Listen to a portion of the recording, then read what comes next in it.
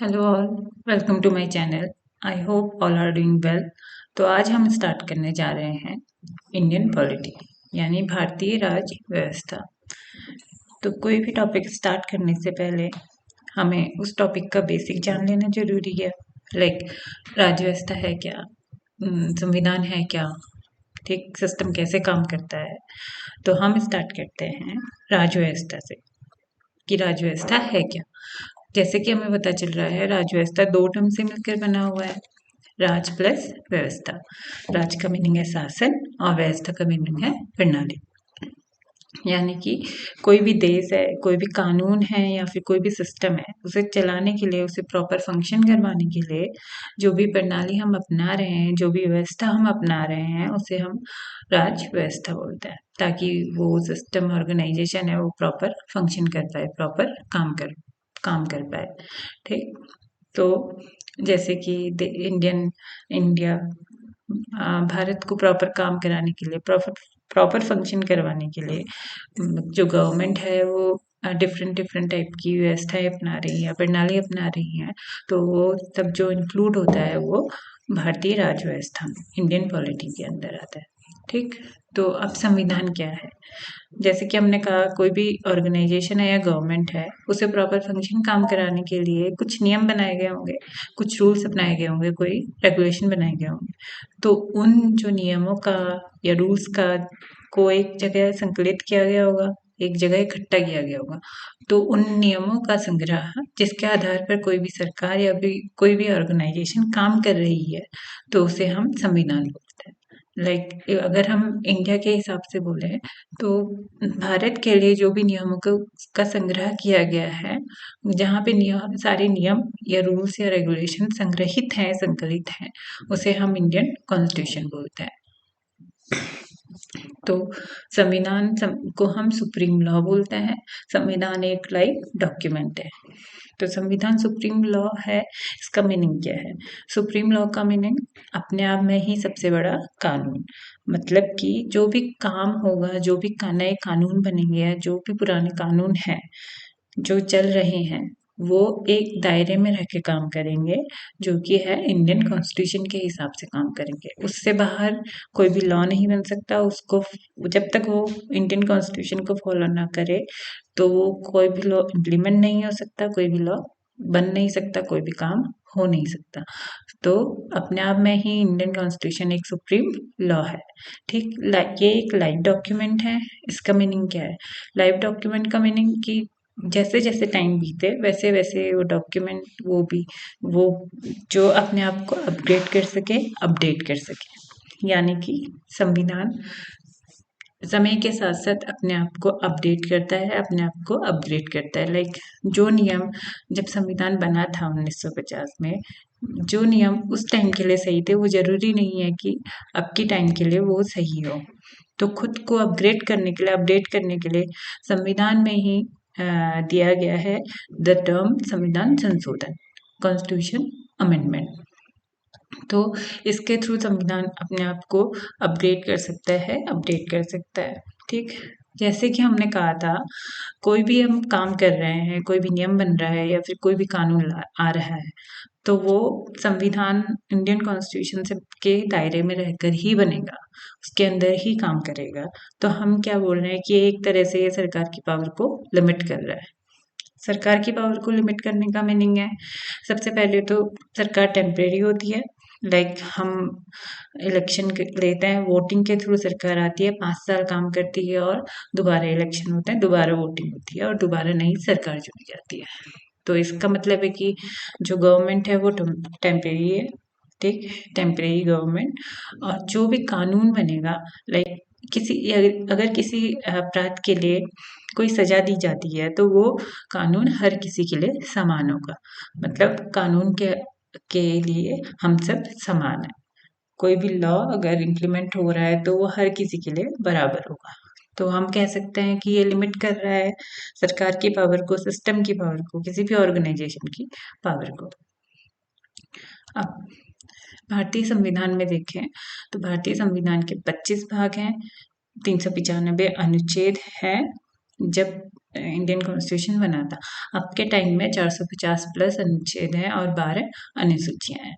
ठीक, अब देखा जाए तो भारतीय संविधान की 3 अंग हैं: विधायिका, कार्यपालिका और न्यायपालिका। विधायिका को हम बोलते हैं लेजिस्लेचर, मतलब कि जैसे विधायिका से ही पता चल रहा है कि ये विधि बनाएगी, ये नियमों को बनाएगी।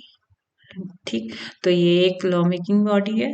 ठीक, जैसे कि हम कहते हैं कि कोई भी बिल आया, वो लोकसभा से पास हुआ, फिर राज्यसभा के पास से पास हुआ, बाद में जब राष्ट्रपति ने इसमें सिग्नेचर किए तो वो जो बिल है वो नियम के तरह लागू हुआ।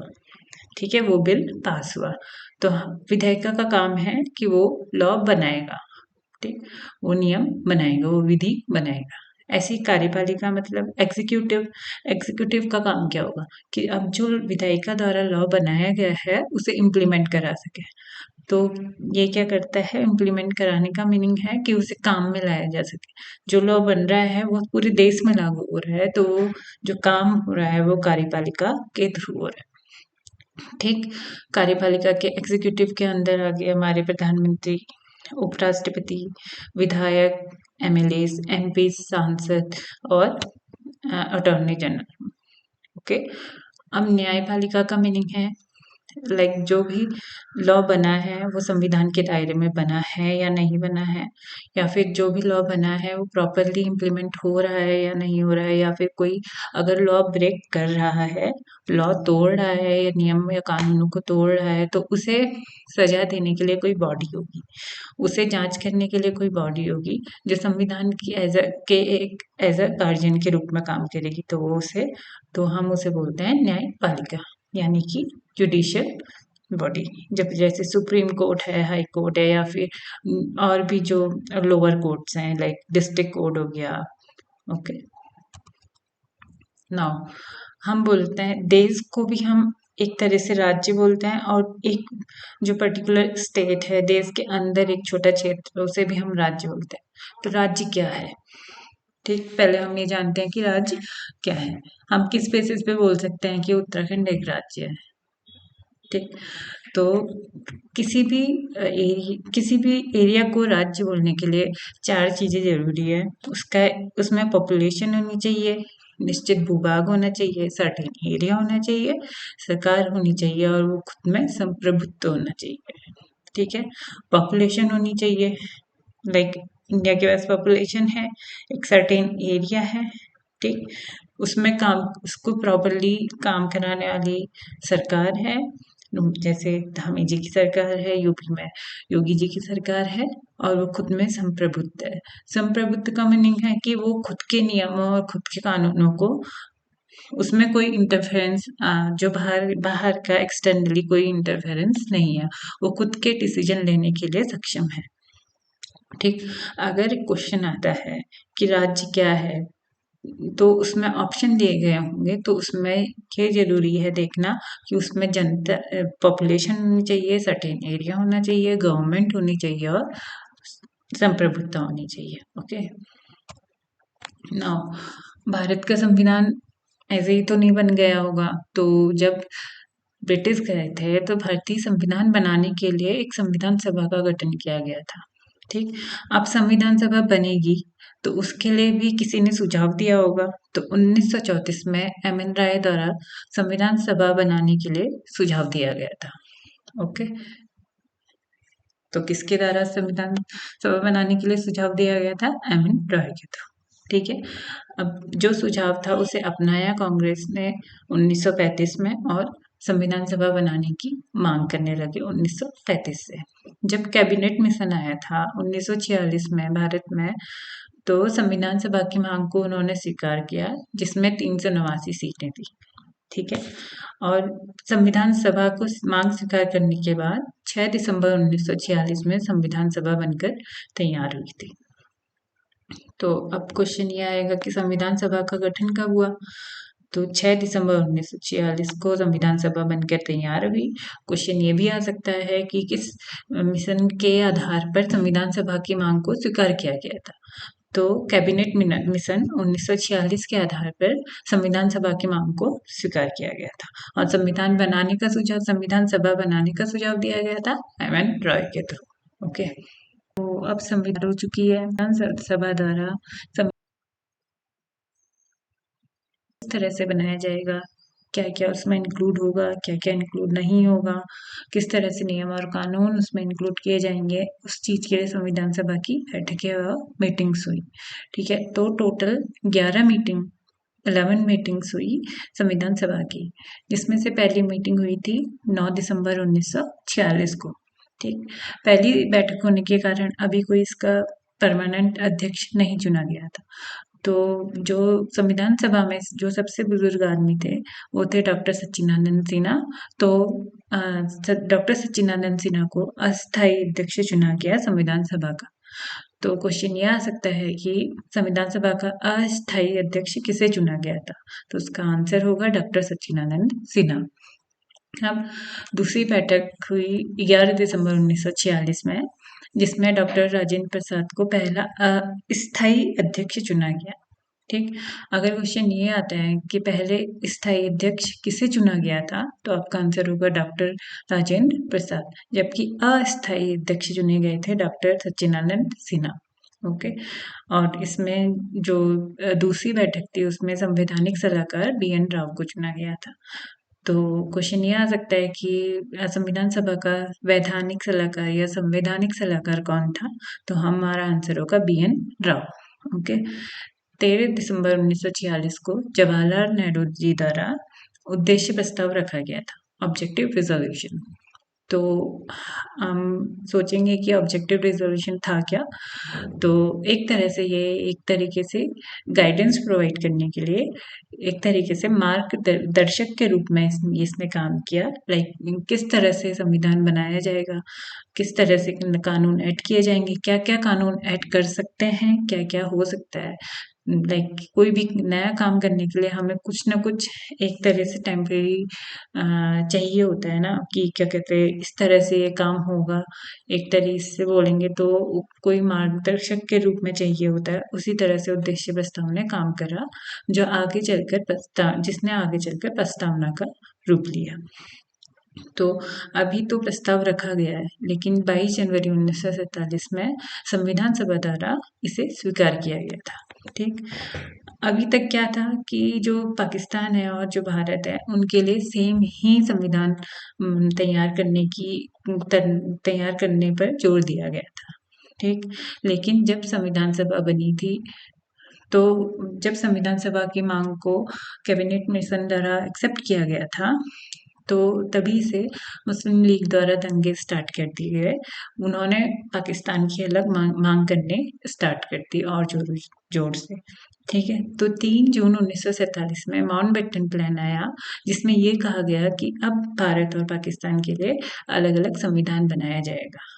तो माउंटबेटन प्लान के थ्रू इंडिया और पाकिस्तान के लिए अलग-अलग संविधान बनाने की बात की गई थी माउंटबेटन प्लान में।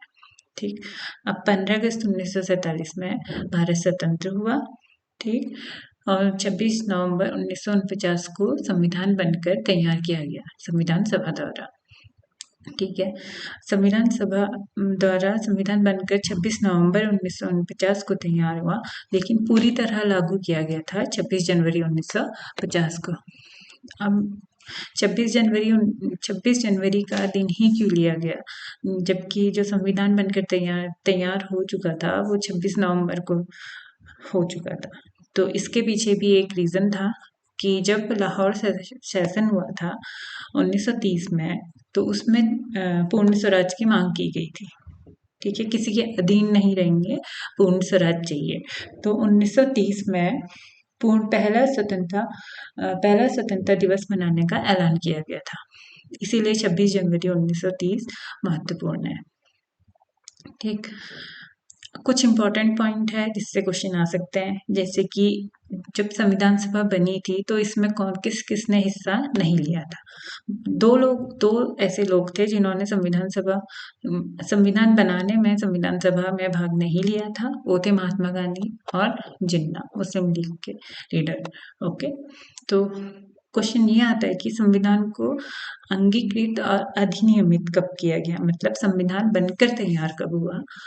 आंशिक रूप से किया गया था अंगीकृत और अधिनियमित 26 नवंबर 1949 को, जब संविधान बनकर तैयार हुआ। उसमें से कुछ नियम उस टाइम लागू किए गए थे, लेकिन जो पूर्णतः लागू किया गया था वो 26 जनवरी 1950 को किया गया था। संविधान को पूर्णतः लागू 26 जनवरी 1950 को किया गया था। ठीक, हमारे जो वर्तमान में राष्ट्रीय ध्वज को जो वर्तमान स्वरूप है उसे स्वीकार किया था 22 जुलाई 1948 में, जबकि राष्ट्रगीत और राष्ट्रगान को एक्सेप्ट किया गया था 24 जनवरी 1950 में। ठीक है, तो जो संविधान बना तो उसमें से कुछ कहीं से लिया गया होगा, कुछ सोर्सेस होंगे कहीं से लिए गए होंगे। तो जिसमें से जो संविधान बना है उसमें लगभग 2/3 भाग, सबसे ज्यादा पोर्शन जो लिया गया है वो भारत शासन अधिनियम 1935 से लिया गया है। ठीक, अब संविधान जब संविधान बन रहा था, संविधान सभा तैयार हो रही थी, तो कुछ समितियां बनी होंगी जिसके आधार पर अलग अलग अध्यक्ष होंगे। तो उन समितियों और अध्यक्षों से क्वेश्चन आते हैं, जैसे कि हमारा क्वेश्चन आ गया कि प्रारूप समिति के अध्यक्ष कौन थे, जिसने कि संविधान सभा का ड्राफ्ट तैयार किया था। तो वो थे डॉक्टर भीमराव अम्बेडकर। ओके, इस तरह से जो प्रारूप समिति थी उसमें 7 सदस्य थे। ठीक, doctor B.R. Ambedkar, N. Gopalaswami Ayyangar, Mohammad Sadullah, K. Munshi, पहले इसमें एन माधव राव थे, उनकी जगह BL मित्तर ने ली। वैसे ही डॉक्टर DP खेतान थे, तो उनकी जगह TT कृष्णमाचारी ने ली। ओके, तो प्रारूप समिति में कितने सदस्य थे? 7 सदस्य, और उसके अध्यक्ष थे डॉक्टर B.R. अम्बेडकर। ऐसे ही जो राष्ट्रीय ध्वज तदर्थ समिति थी, अगर क्वेश्चन आए कि राष्ट्रीय ध्वज तदर्थ समिति के अध्यक्ष कौन थे, तो हम बोलेंगे डॉक्टर राजेंद्र प्रसाद। वैसे ही प्रक्रिया और नियमों की समिति के अध्यक्ष थे डॉक्टर राजेंद्र प्रसाद। प्रांतीय संविधान समिति के अध्यक्ष थे डॉक्टर वल्लभ भाई पटेल। प्रांतों से हम इस तरह से भी याद कर सकते हैं कि जब इंडिया बन रहा था तो बहुत से ऐसे प्रिंसली स्टेट थे जिन्होंने इंडिया में मर्ज होने से मना कर दिया था। तो जो मेन इंसान थे, जो मेन पर्सन थे जिनके थ्रू ये प्रिंसली स्टेट इंडिया में मर्ज हो पाए, वो डॉक्टर वल्लभ भाई पटेल थे। तो हम बोल सकते हैं कि प्रांतीय संविधान समिति हम इस तरह से भी याद कर सकते हैं कि उसके अध्यक्ष थे वल्लभ भाई पटेल। ठीक, ऐसी अलग अलग समितियां हैं, जैसे मौलिक अधिकार सलाहकार समिति है, वो भी वल्लभ भाई पटेल के अध्यक्ष थे, जबकि उप समिति के अध्यक्ष HC मुखर्जी थे। वैसे ही राज्य समिति, संघ संविधान समिति और संघ शक्ति समिति के अध्यक्ष थे जवाहरलाल नेहरू। तो अभी इस टॉपिक को यहीं पे खत्म करते हैं। अभी हमने बेसिक पढ़ा, अब हम आगे पढ़ेंगे कि संविधान के स्रोत कहाँ हैं, कहाँ से संविधान के सोर्सेस लिए गए हैं, क्योंकि पूरा संविधान लिखना पॉसिबल नहीं था। तो जिसमें से जो पॉइंट अच्छे थे उधर से उस कंट्री के कॉन्स्टिट्यूशन से हमने वो चीजें उठाई हैं। तो हम आगे पढ़ेंगे संविधान के सोर्स से, संविधान में क्या कौन सी अनुसूचियां हैं, क्या क्या भाग हैं और क्या क्या अनुच्छेद है। Thank you.